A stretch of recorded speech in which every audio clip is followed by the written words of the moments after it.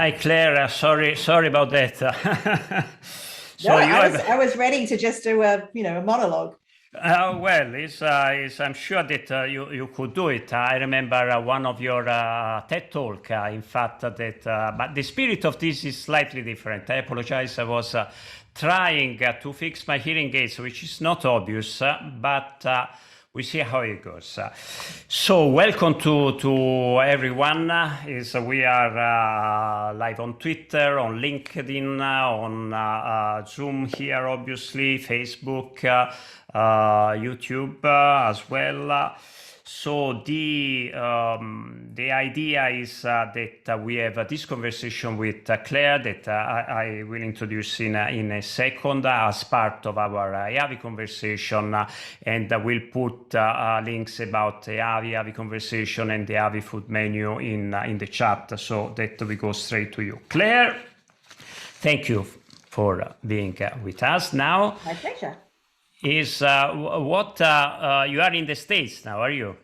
Yes, I'm in upstate New York, and all of the trees have now had all their leaves fallen off them, so well, it's definitely turning into winter. Is happening also in Europe that leaves are falling, but there are some differences maybe that we'll also analyze, talking about the disinformation, Europe and the States. You are Dr. Claire Wardle, leads the strategic direction and research for First Draft. First Draft is a non-for-profit organization that fights, in fact, disinformation. You left your academic position at Cardiff University to work and develop a program for the BBC and on social media. You have author on behalf of the Council of Europe a report that I have reread, and maybe we'll mention now about the information disorder, disinformation. Extremely interesting. We'll also put the links of this maybe in the chat for people if they want to go through it.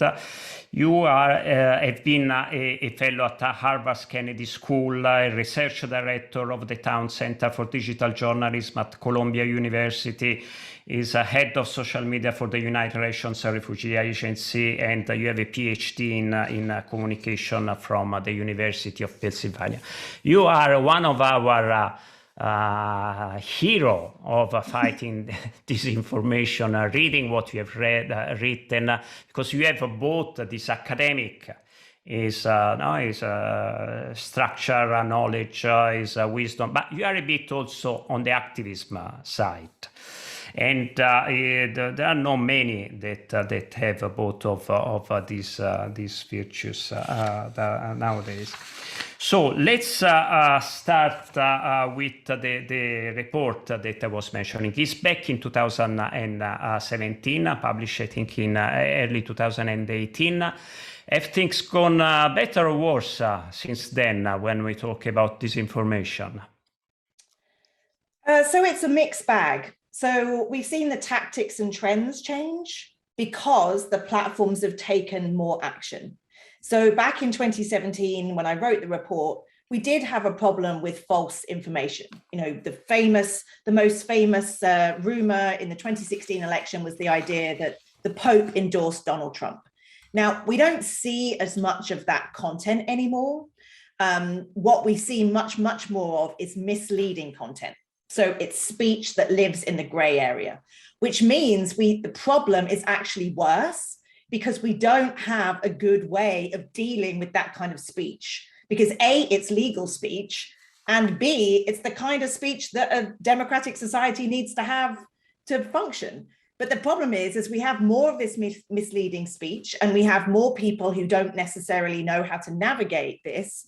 We're seeing the harms of misinformation are much greater now than they were. So on one hand, you can say, yes, the platforms have taken more action, but there's more of it. And whilst we can say it's lower level, my fear is we don't understand the longitudinal consequences of the constant drip of low-level, misleading, conspiratorial content that doesn't break any platform guidelines but it's everywhere, and it's creating alternative realities for people. So it's a long-winded way of answering the question, which is it's not simple. I would say it feels worse to me, even though we can say the platforms have taken more action. Somebody was claiming even that in the longer term people will become irrelevant or disempower. We'll tackle this maybe a bit later, but the idea is that being manipulated and getting lost, you don't know where to find the right information, states are unable to ensure this right to information of people. People get a bit, completely lost. They don't participate to public life, and democracy, where is it going? Yeah. But that was always the purpose. If you look back at documents from the 1980s in terms of what Russia was trying to do, it wasn't about convincing people or changing their minds. It was about sowing confusion, disorientating people, and making people turning away from mainstream channels of information. And that is exactly what's happened. You know, in 2016, if you look at the content that Russian trolls were pushing out in the US, some of it was designed to upset liberals, some of it was designed to upset conservatives. It was a pitch perfect way of basically making either side very angry with the other side and just causing this division. And that's what we see the repercussions of now. And I would say also in 2021, obviously I live in the US, the bigger problem now is not foreign interference. It's because domestically people have learned what they need to do. And so the bigger threat is domestic actors and politicians. So this idea that you've got trolls in basements, you know, in St. Petersburg causing the problem, or, you know, Beijing. Yes, let's talk about foreign interference, really, but governments have always been using information, you know, in ways that support their own means. The bigger challenge is that everybody now has figured out the tactics, and that actually you don't need foreign interference to do the same thing. Americans are fighting each other in grocery stores, not because of Russian interference today, it's because the divisions have been set in stone, and unfortunately the polarization is you know, pulling the whole country apart.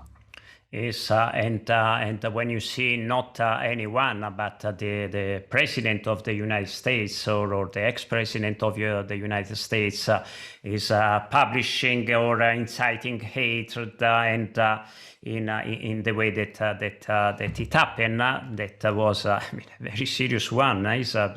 People have died. I noticed on Twitter you were having a discussion about Capitol Hill with some of your colleagues recently. Then people again polarization is one, and bubble echo chamber is a known phenomenon. But people are feeling apart? Is it we don't need the foreign influence, but this is still happening as well, isn't it? Yeah, and we have, you know, the rise of populist rulers, Bolsonaro in Brazil, Duterte in the Philippines, Orbán in Hungary. You know, now, because social media allows these politicians to talk directly to the people, they don't need gatekeepers anymore. So that has allowed them to develop their own communication systems, and that they've learned they can lie and deny, and it doesn't matter anymore. It doesn't matter what the media says. They can't hold them into account. And the same problem is the media is stuck saying, well, Trump is lying. Do we ignore him? He's the president. We can't ignore him. But by covering him, we are giving those rumors oxygen. And so it's very, very different when we have an ecosystem where gatekeepers don't have the same power. And in many ways, that's a good thing. You know, it's good that different voices now have an ability to be heard, but it's also caused this flip side that we're seeing the consequences play out now. Let me go then to something that I had the intention to go a bit later in our conversation, because I was discussing this subject with some friends and colleagues of the Council of Europe, and about freedom of expression. There is one part of the freedom of expression that indeed deals with freedom of opinion, and everybody should be able to say whatever he wishes. No one should be censored, the Hyde Park corner or whatever. Indeed, but is the same article is also mentioning is the right to receive information. Now, if the states are not capable of ensuring this right to receive information to their citizens because of technology, etc., then the result is indeed that people are completely lost. Is it part of the solution, the fact to interpret the freedom of expression in a way that it encompasses this right to receive correct information, or not really? Yeah, I mean, it's fundamental to a democracy, but my fear is the ideas that we have around freedom of expression they were not designed for an era of algorithms. So people talk about, a marketplace of ideas, more speech is good speech, et cetera, But, Rene DeResta talks about you might have freedom of speech, but you don't have freedom of reach. So when you have, poor quality information that's being amplified by algorithms, because that kind of content creates more eyeballs that stay on the SAP platform, that's not just freedom of expression. So it makes me frustrated, obviously, as somebody who's British, living in the US, that when you try and have conversations, people immediately talk about the First Amendment. It shuts down. And it's like, well, the First Amendment, in the same way as the Second Amendment with guns, the Second Amendment was not designed for AK-47s. The First Amendment wasn't designed for Facebook, Instagram, et cetera. So to me, we have to have this nuance of what is it that we have a freedom to have? And absolutely, people have a right to accurate information. But when the algorithms are skewed, and it's not a free marketplace, because those algorithms do not mean that all information is treated equally. Because at the moment, the information that's emotive and makes you angry and scared and frightened, that gets privileged in the algorithm. So I think that's the kind of conversation we have to have. But, I'm still amazed when I talk to people who go, oh yeah, I see everything on Facebook. You're like, no, you don't. You see 2% of what you could see. Facebook is deciding what you see. And people are like, really? I mean, this is, we talk about media literacy. Like, media literacy needs to be teaching people how algorithms work. How their data is being used and abused. But the fundamental, you see what the algorithm wants you to see, that I don't think people necessarily have understood that. And that's a huge part of understanding our information landscape right now. Is indeed the people that have drafted the Human Declaration of Human Rights, it was back 70 years ago, no? So indeed we should maybe rethink in the context is obviously completely changed.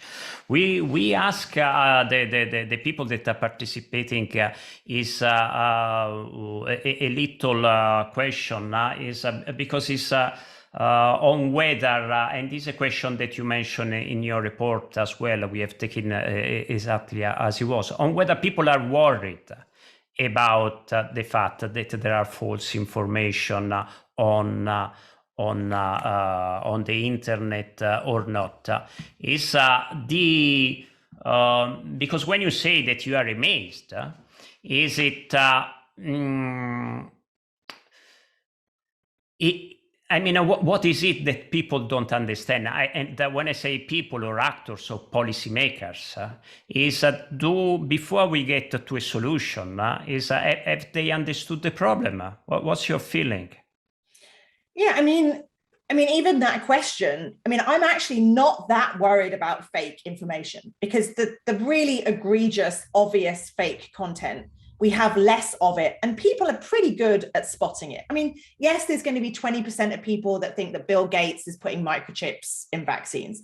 And there are 5% of people that think the earth is flat. There's always going to be those, but most people are pretty good at figuring out the most egregious content. The things that I'm more worried about is this kind of gray speech, this kind of low level content that's designed to make people angry and divided. But stuff that doesn't break the policy boundaries. I once spoke to a Facebook engineer about 5 years ago now who said, we're pretty good at figuring out a piece of content and whether or not it breaks our guidelines.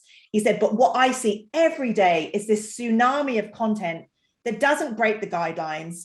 If everybody on this webinar, if we sat and made decisions about content, we'd have differences, but we'd figure it out. But what does it mean when there's this low level content over time? And again, going back to, there's a great documentary by the New York Times called Operation Infection. and they have footage from KGB spies from the 1980s. And they talk about drips of water. And they say an individual drip of water never causes harm, but a constant drip of water can take a rock and shatter it into pieces. You just need a long enough period of time. And that's what I think about this content all the time, is platforms like, should we label this post? Should we take down this post? Should we, add a fact check to this post? And we focus on the posts.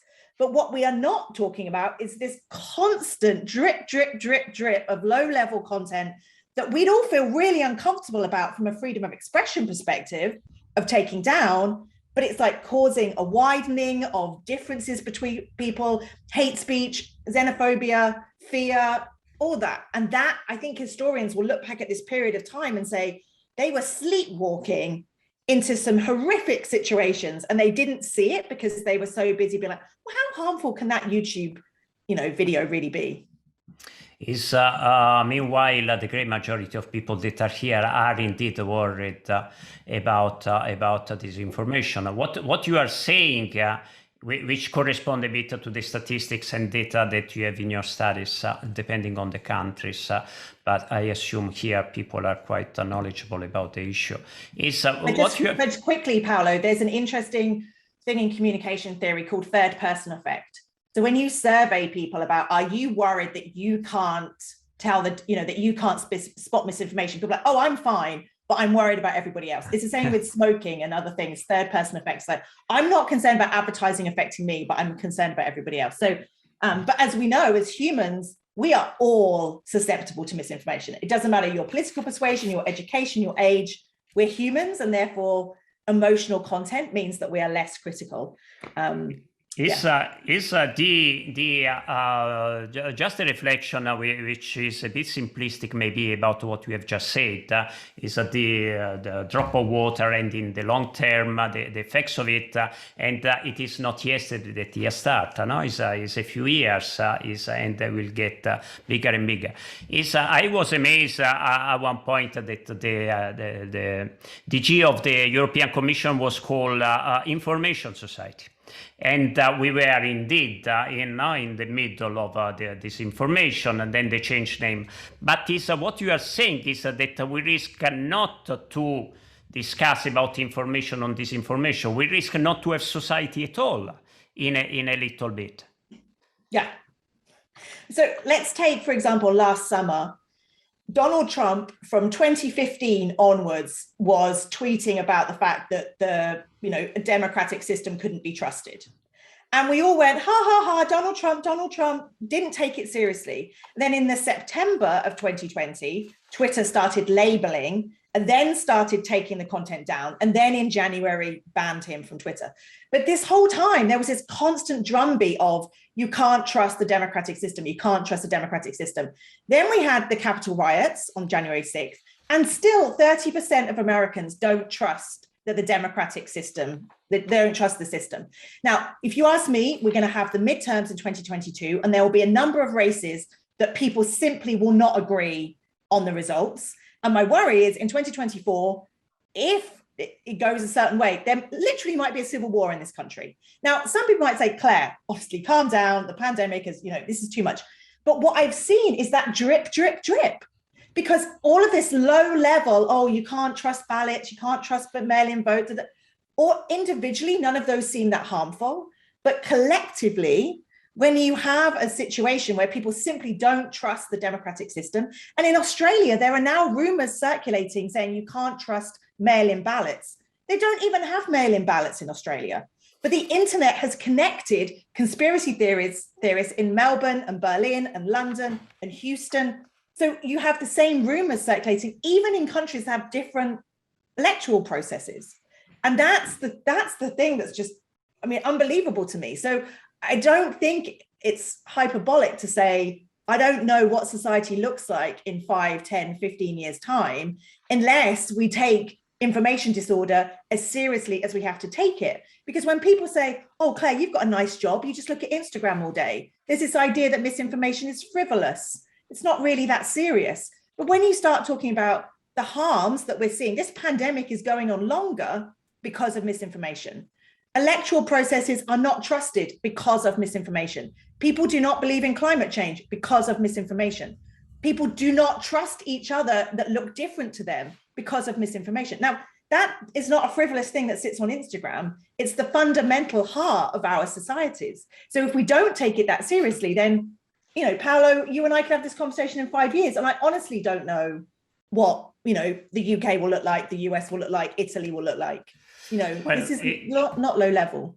I mean, when you talk about possible civil war, it was unimaginable, even the attack at the Congress, no? That is the American Parliament, and then things could escalate, and it's not a matter of being pessimistic or alarmistic, but the fact is that Brexit has happened 5 years ago. That is the interference on USA election has been proven. There are facts, witnesses.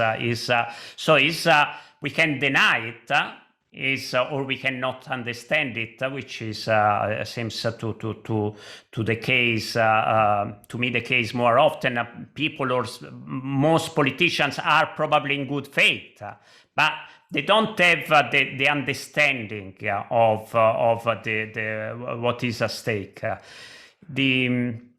least this is my impression. It's difficult to project it in a few years' time, but I mean, it's quite clear that it is very, very, very serious. Yeah, and I think the one thing I'd say in a conversation like this is it's very easy to focus on the content and the platforms and algorithms and regulation. And what we forget to talk about is the people and why we're all so susceptible.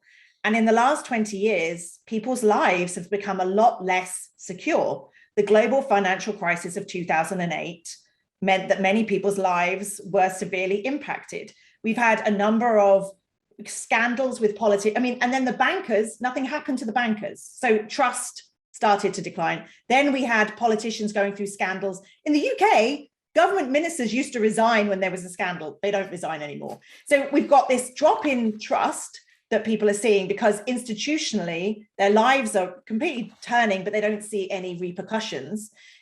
People are concerned about economic security, their own employment security, the health of their families, climate change, communities are shifting because of global migration trends. So technology, things look crazily different in the last 15 years because of technology. So we're all spinning out of control, and that's the foundation. And then information sits on top of that. And we are incredibly susceptible in this moment. And we're looking for explanations for why our lives are spinning out of control. And who provides that? Conspiracy theorists. They're simple, powerful narratives that explain why your life is not going in the direction that you'd hoped, why you are now less financially secure than your parents. We have to see these two things in parallel. It's not just the content, it's why people are so susceptible, which is why when we do talk about media literacy, we have to help people understand why we're susceptible and why right now we feel frightened and scared and not sure what the future looks like, and that the two things go hand in hand. So it's a really important part of any conversation about information disorder that often gets ignored. It is something that has not been addressed, isn't it? The emotional response, that is the reason why all this information works very well, because they know perfectly well how our brain works. And indeed, if we assess or address only the critical logical thinking, media literacy bit, or the quality journalism or fact-checking, people don't do that. The impact that this, everything contributes. And education is by definition longer term, but is essential indeed, and the policy is indeed is very, very important. But people are not going to check the news. They will keep getting upset and angry about certain things. Why is this issue of emotional response not be understood? or incorporated in Yeah, policy? I mean, because a lot of people who talk about these things are researchers, fact checkers, journalists, politicians, and we like to think that people have a rational relationship to information. But humans have a very emotional relationship, but that makes those of us who are academics and researchers uncomfortable because we like to believe in empiricism, and that's why we do the jobs that we do. And it's much harder to think about, well, what do you do about people's emotional responses? It feels like we have less that we can offer. And so I think that's why we feel uncomfortable, or even though it's a thing that drives all of this and is why the platforms are so successful, and disinformation actors, because they understand the emotional importance of information. And we're over here being like, more facts, please, more 67-page PDFs. That's the answer. And no, it's not. It's an outrage meme that provides certainty. Because again, as humans, certainty feels more comfortable than ambiguity. So if you're trying to decide whether or not to get vaccinated and you're a woman of 38, and you're like, is it going to affect my fertility? And on the left, the left, or the kind of fact check and research in space, like, we haven't got enough data, we need to do more research, et cetera, et cetera. And over here, they're like, no, here's the research that shows that you're going to be infertile, promise us, trust us. And people are like, okay, I'm going to go with that because the uncertainty and ambiguity makes me feel more uncomfortable. And somehow is finding the truth or the facts is not as relevant. No, is people regardless of facts. Is they want to search or finding or selecting only the news that reinforce their position. They entrench in their opinion. I've never known anyone. This is valid for Italy. I don't know whether for UK or is anyone that has changed his football team, for instance. You don't do that. Is regardless of whatever it happens. So it's this rational logic search, and this could be one of the reasons why it was that way. No, the actors is our bubble in a way. Is is a bit it's depressing, a bit frustrating. No, then what? I mean, what should change for things to change? Yeah. So another thing I think about all the time is, if you watch the disinformation space, it is very participatory. So, for example, the Stop the Steal hashtag that emerged after the 2020 election, there are many posts on social media that say, send us your tips. What did you see? Do your own research. Tell us how you're seeing election fraud. So it was very participatory, and people felt heard. And they were hearing the same information. It was like ricocheting around. They would hear it from their friend that they played golf with, then from the president, then from a talk radio show, then the person down the pub. And it was everywhere. Now, you compare that to the information ecosystem that I live in, and probably many people on this webinar, and ours is actually top-down, linear, and hierarchical, and pretty passive.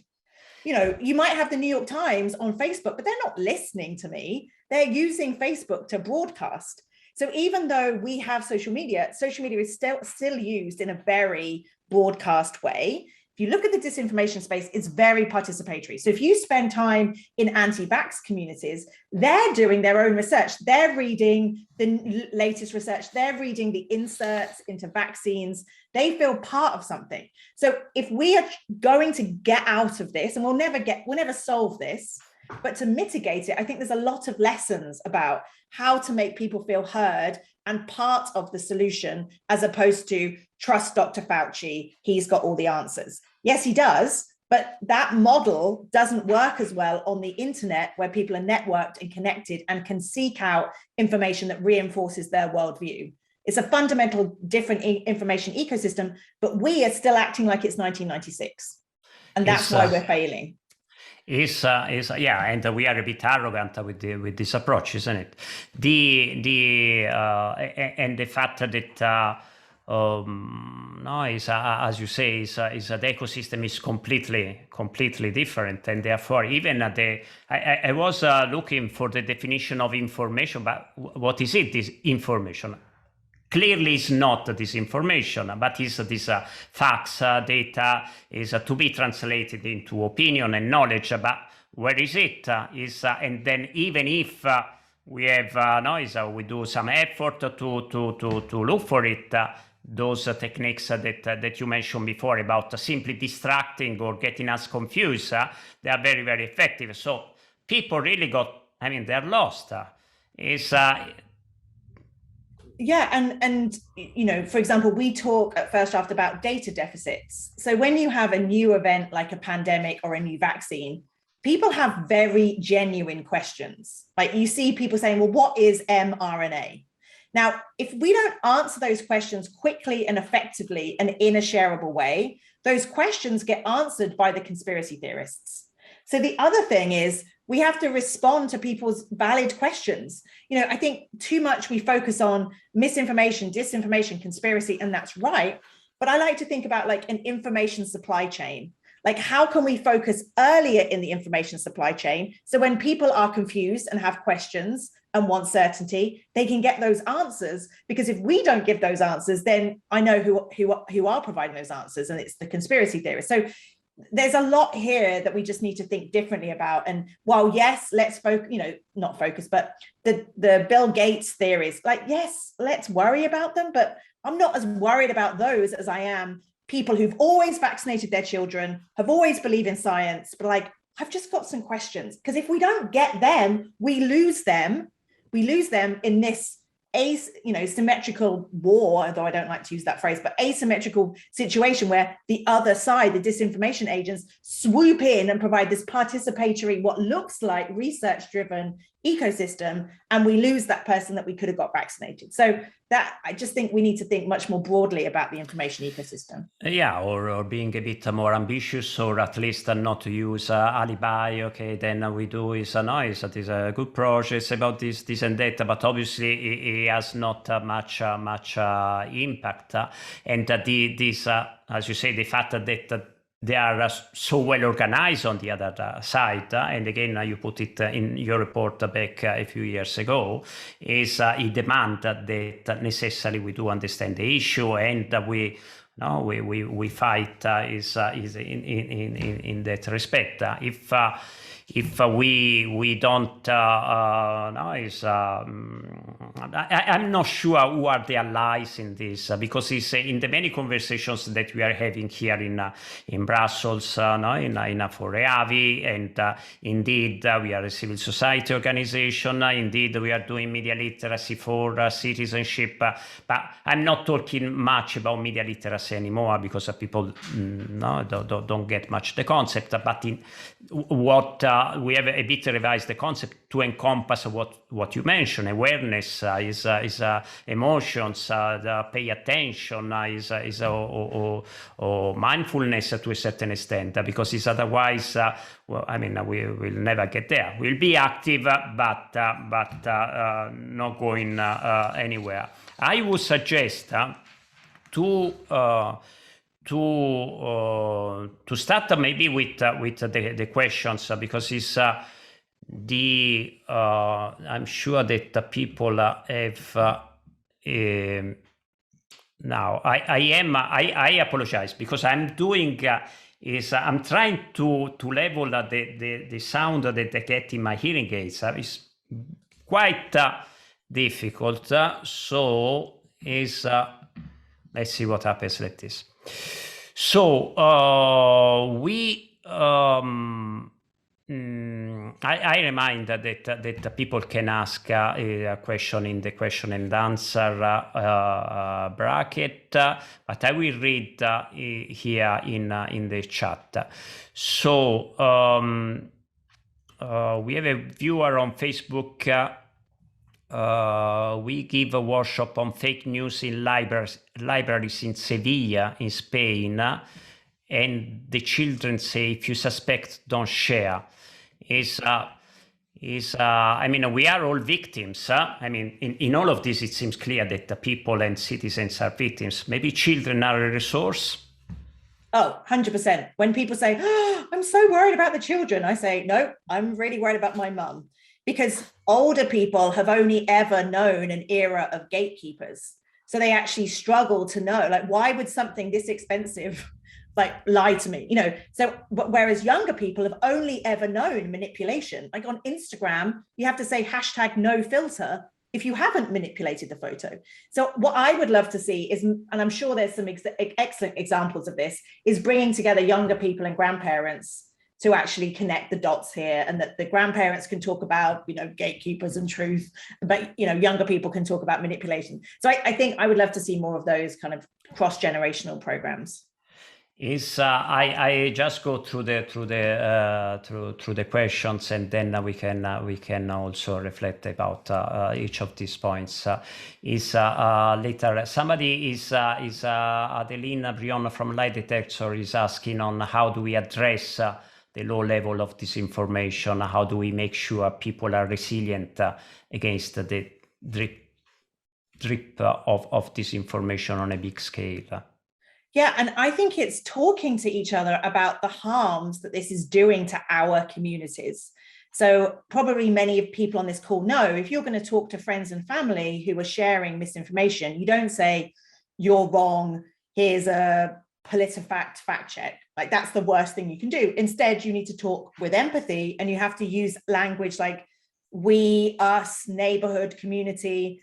And I actually think the more that we talk to one another about, you know, that thing that we're all sharing, it doesn't seem that problematic, but actually I'm worried that over time, this is causing us to pull apart. And I think we've got enough evidence now to show how our societies are breaking apart. I mean, this pandemic has caused such division around who wants to get vaccinated or not, wearing masks or not, you know, and I think we've got a lot to say to one another, which is, this is not a good situation that we find ourselves in. And we have to recognize that this low level content is leading to this. So I think rather than dismissing misinformation, we have to say this is the number one threat to our societies, even though it seems silly and it's about memes on Instagram.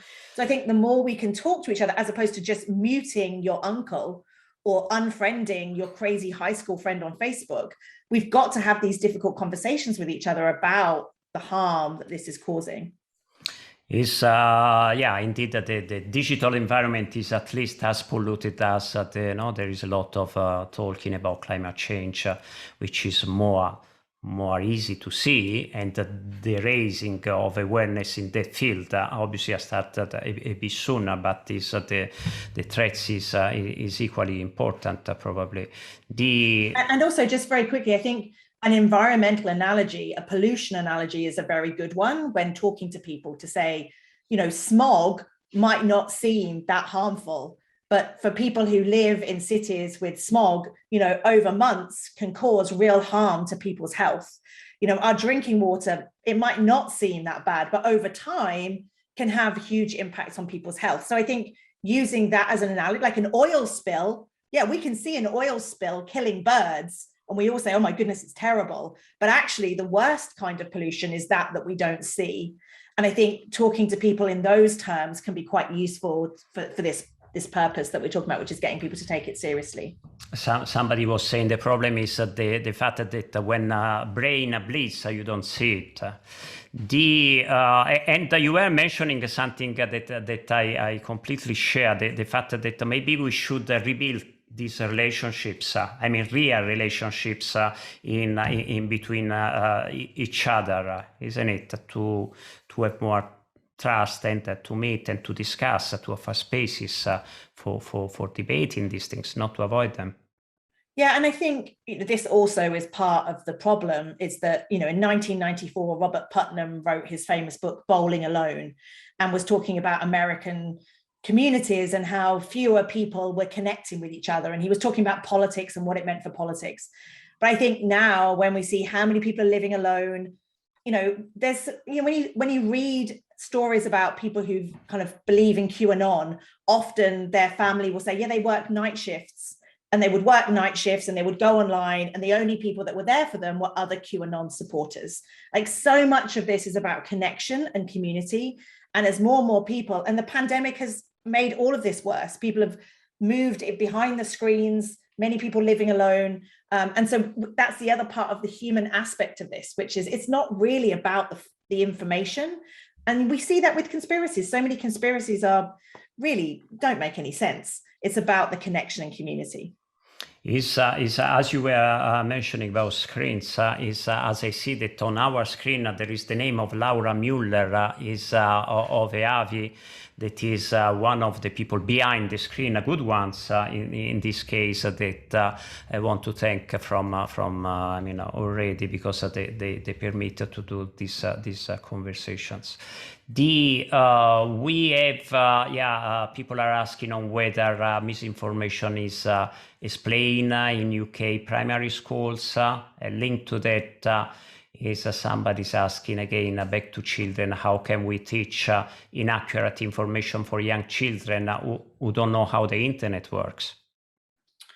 Well, I would say there are older people who don't know how the internet works. But I think, we used to teach things like you can't trust Wikipedia or just Google the headline. And I think what we're now getting better at is teaching people to kind of read laterally and to open up 8 tabs, and that really there's no one truth. When students say to me, just tell me what news outlet is the only one I can trust, because ultimately they now don't trust anything. I mean, young people say to me, well, I can't trust the BBC and I can't trust CNN and I can't, and so we've also got a problem that if people don't trust anything, then that's a problem. But I think talking to people about science, empiricism, how knowledge works, how we know so much more about COVID than we did 18 months ago. It doesn't mean that it was misinformation in March 2020. It just meant that we didn't have all the information that we know now. So I think a lot of this is teaching people science literacy, not just what's true and what's false. It's that actually on a lot of things, it's somewhere in between. I mean, yeah, there's obvious facts that the sun rises every day, but most of the things that we see online are, as a society, we're trying to negotiate our way through our understanding of things, and that evolves. And I think if we get obsessed with truth and falsity, we miss the bigger problem, which is how people weaponize context around this gray speech. And that's what media literacy is. Can I ask you in whether do you know how many people do you know that have your same understanding of things because indeed there are some that are a bit left behind because it's a number, it's a background social or because our profession is the narrow a bit our vision of things. I just would like to know whether you know many or just a few people that no, okay, this is the battle we have to fight. These are the allies, these are the enemies, these are the tools. So let's get organized. Yeah, I mean, I think, as you can tell, this has been my research topic for 12 years. How do you tell what's true on the internet? And it just so happens that my very niche research topic became the thing that everybody cared about. But I do think in order to really understand this space, you have to be doing this work. You have to see examples of how this plays out, because I think people still have this sense of disinformation from 2016, and it's very different now because the tactics are changing. So I think there are many, many people now that think about this issue deeply and work in this space, and that's great. But I do worry a little bit, and I certainly think this around politicians, is that they end up talking about an environment that doesn't really look like the environment I see every day. And also, I don't think politicians are the people that should regulate this, because politicians are part of the problem and they have a lot to lose and gain on the ways that the information ecosystem works. So I would like us to have much more oversight that includes ethicists, historians, psychologists, neuroscientists, people who really understand this space, because I don't necessarily think that politicians are going to get us out of this problem. They're going to solve a problem that was a problem in 2016, but the tactics will just change. We see the bad actors are very agile and they adapt their methods, I'd say every 3 months, in response to increased platform measures. They're watching, they know what's happening, and they find other ways through. So that's why I want more transparency and oversight. I don't want more regulation, because we could have really problematic regulation that causes all sorts of unintended consequences, particularly if it comes from Europe, and then we have other regimes globally who copy Europe, but are not necessarily coming at it from the same perspective and are using it as a way to crack down on speech. Yeah, is to have shared values no, and go a step on a solid platforms from which we can move to identify the strategy to adopt is a necessary condition, evidently. And it's easy to go in the wrong direction.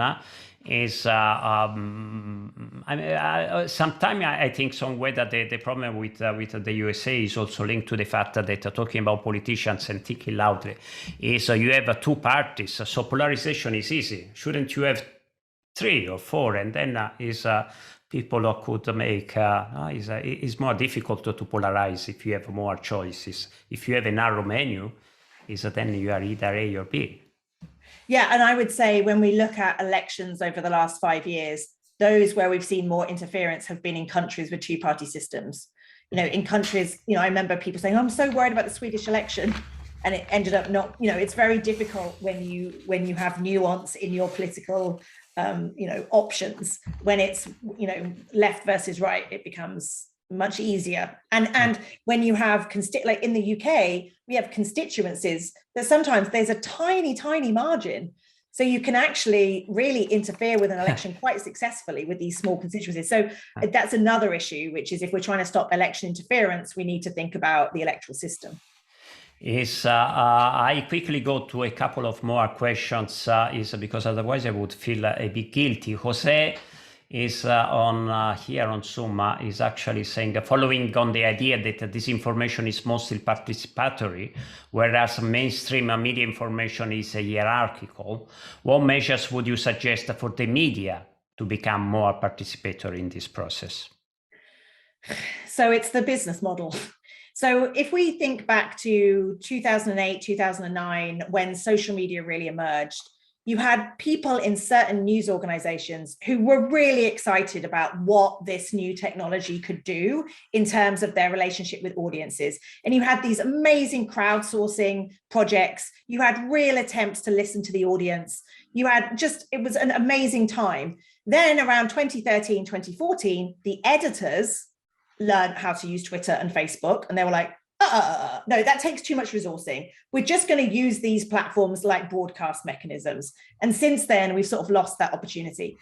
If newsrooms, and I would argue media literacy, like how do we get information ambassadors? How do we actually really work with communities to build up networks of people who are working with their communities to build up resilience? To me, it's just, we're crying out for a participatory model, but it's going to take time and it's going to take resourcing. And I don't think newsrooms are going to do that because there isn't a business model to it. Unless they learn that by listening more effectively to their audience, they're going to get more page views and blah, blah, blah. But I think we have to acknowledge that more people are moving away from the news media and they're turning to more people who are like them.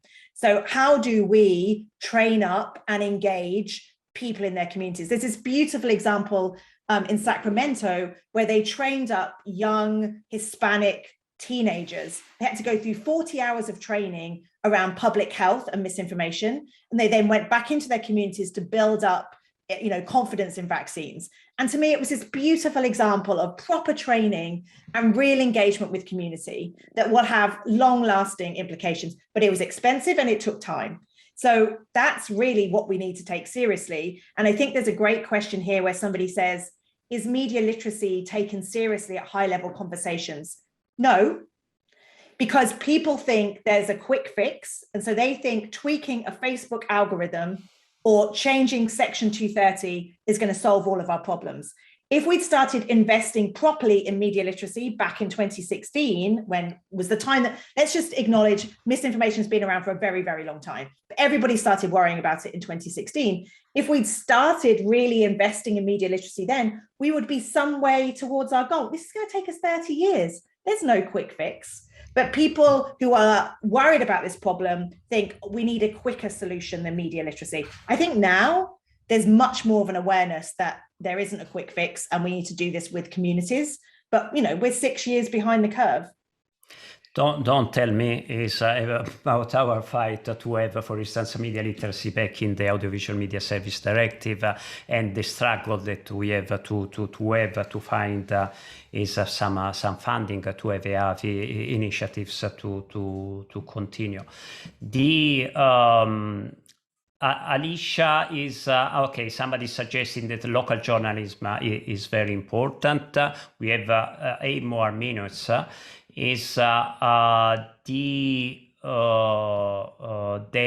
we have Jacqueline, many people from Spain on Facebook for some reason. And people are also thanking you about all these inputs that you are giving. I have another couple here. But can I just quickly talk about local journalism, because I completely agree. All the research shows that if you know a journalist, you're much more likely to trust journalism. So when we now have these local news deserts, there are many people who have never met a journalist. But I would also say, yes, we have to rebuild local journalism, but we shouldn't just be resourcing local journalism as it exists now. We need real innovation. There is a reason that Facebook groups are so popular and things like Nextdoor, these apps that connect people locally. They're on sites that load quickly. They connect people around issues that they really care about, and they feel networked. So the idea that we would just give a lot more money to local news sites that don't load very well, are full of adverts, and don't necessarily answer people's questions, that's not what local journalism should look like today. But it's very difficult to reimagine local journalism when you're in the middle of having to put a paper out every day. But that's the challenge that we face, which is we need to really innovate around local journalism. It's a good sign, I think, that is for the first time or second, apparently, is the Nobel Prize for Peace has been awarded to journalists. So you were mentioning before the Philippines and Russia. We will discuss this in another conversation that we'll have in a week time. Is if you would have to, no, it's quite clear the concern and the worries that we'll have. Just to wrap up, is I mean, what would you like to see happening? Is because it's clear that if you would be, to me, if you would be moving or influencing these strategies, you have pretty clear how to improve the situation, not from a utopian point of view. There are things that can be improved along the way.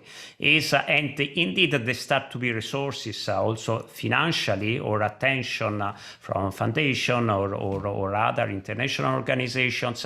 But yeah, we do risk to waste a lot of those, because we give is a fact checking is so important, boom, and we put money there. Media literacy indeed is part of the equation, but the media literacy that you are talking about, otherwise, we won't have all of a sudden is a more intelligent people or better voter, better citizens.